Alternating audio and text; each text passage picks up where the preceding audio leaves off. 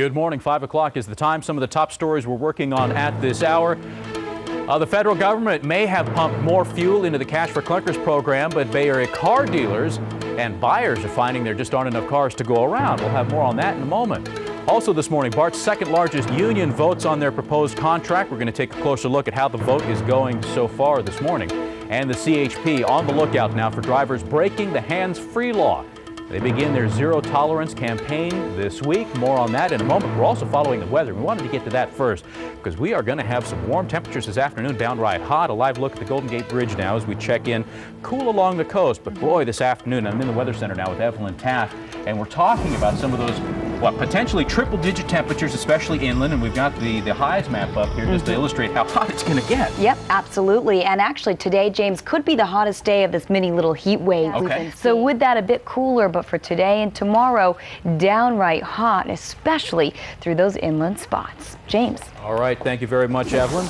And now to our other developing story at this hour. The federal government did its job in making sure there was enough money to keep the Cash for Clunkers program going, but now it seems there aren't enough cars. Yeah, the Cash for Clunkers program is dealing out quite a blow now to the inventories on car lots everywhere in the U.S. And if you're looking for a particular car, you might not get it. GM and Ford aren't going to start production until next month. And as part of the rebate program, the car that you want has to be available to get the deal. So we'll see. We'll see if they'll ramp up production enough to meet demand. Meanwhile, General Motors and eBay are expected to announce today that hundreds of the automakers' California dealers will let consumers haggle over the price of new cars and trucks through the online marketplace. About 225 of the state's 250 GM dealers are set to take part in the program, which will begin tomorrow. They'll be selling the cars on co-branded websites through eBay's online auto marketplace, eBay Motors, until September 8th. The trial is part of Detroit-based GM's turnaround plan, making more official practice some of its dealers have already begun on their own. So we'll see how well that takes off. In the meantime, at 10 this morning, BART's second largest union, ATU, will vote on the proposed contract that's before them. ATU represents about 900 station agents and train operators. And after months of negotiations, a tentative agreement between the unions and BART management was reached back on July 31st. SEIU began voting last Thursday. They're still voting today, incidentally.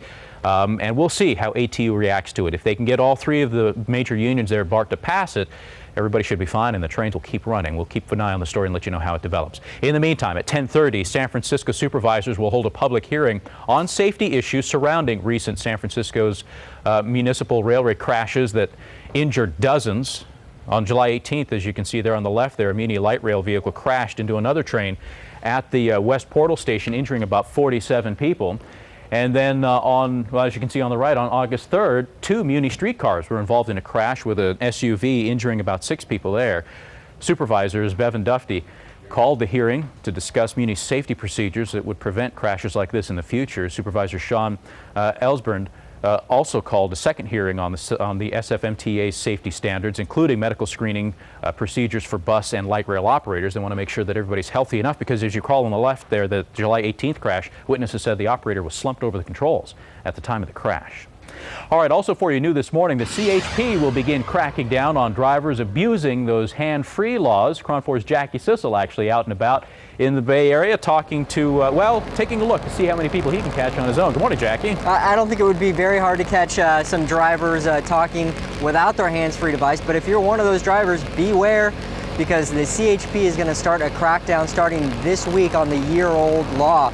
So if you're one of those drivers who has not got his Bluetooth yet or has decided that he's going to ignore the law, beware, because they are going to start the crackdown. CHP starting this week is going to start that crackdown, James, all over the state of California. And it's not going to only be CHP, it's going to be local law enforcement helping CHP on this. Anybody who's caught, the first offense is $20, the second one is $50. So you could start paying as soon as this week if you're one of those who still hasn't got a Bluetooth or is talking on a cell phone without a hands-free device, James. Kidding. And we saw in the beginning, a lot of folks were paying attention to it, making sure they got their hands free. And then I guess everybody just kind of got lazy here in recent, and the CHP feels the need to get back out there and remind people. Yeah, I was going to say, I think a lot of us have gotten there, maybe, just a minute or two. I'm only going to be a second, not hook up your Bluetooth. But they say they're going to start cracking down on it. James, this law went into effect last July, so we've had over a year to get used to it. But CHP says it's time to start cracking down hard on these folks who have not got a hands-free device yet. I know, and I mean, I guess the rule of thumb is just keep that thing in your ear at all times, because I know a lot of folks, they'll get a call on their cell phone, and instead of hassling with getting that thing in their ear, they'll just pick up the phone and say hello. Right. And that'll get you now. I'm as guilty as the next guy on that one. And, you know, also, it's not only the hands-free device, James. You know, in January, the texting law went into effect. So That's right, it's double duty now. Absolutely. All right, Jackie, thank you very much. Jackie Sissel out there at the Bay Bridge Toll Plaza. Again, just so you know, that crackdown begins today. Get that Bluetooth PC in your ear. George Rath standing by in the traffic center now. Perfect segue. Let's look at the commute this morning. Hey there, George. Yeah, James, if a guy didn't have a cell phone, he wouldn't have to worry about any of those problems. Method to the madness. Good morning. Just got through checking with the CHP, California Highway Patrol. Looking a little high on that southbound 680 side. We saw Jackie Sissel's shot at the Bay Bridge Toll Plaza. There is no backup westbound, but today, if you can, carpool do. It's a spare the air day. James? All right, George, thank you much. 5:09 is the time. Let's talk about gas prices. They're creeping back up again. Actually, not creeping. They've jumped here in the last couple of weeks. In fact, the price of gas jumped 16 cents over the past 2 weeks. The national average now $2.64. And you know, just over the last week alone, we've seen it jump more than a dime. So it's getting up there pretty quick. Experts say, though, it appears the rate of increase is slowing. I don't know, though. Any increase is just bad news. The national average for gas right now, as we said, $2.64. State average, $3.04. Gas in San Jose is about $3.05. Oakland, $3.06. San Francisco, most expensive of them all, $3.13. The average price for a gallon of gas in the city. All right, from here, let's update you now on some other national news. President Barack Obama in Mexico this morning, wrapping up his summit with Mexico's President Felipe Calderón and Canada's Prime Minister Stephen Harper. The summit began at dinner last night and ends with a joint news conference before lunchtime today. As a matter of fact, about 7 o'clock our time, they expect to have that conference. We'll try and give you some of that live as it happens. The main accomplishment of the summit looks to be a blueprint now for joint efforts to fight the swine flu, which is affecting obviously all three nations.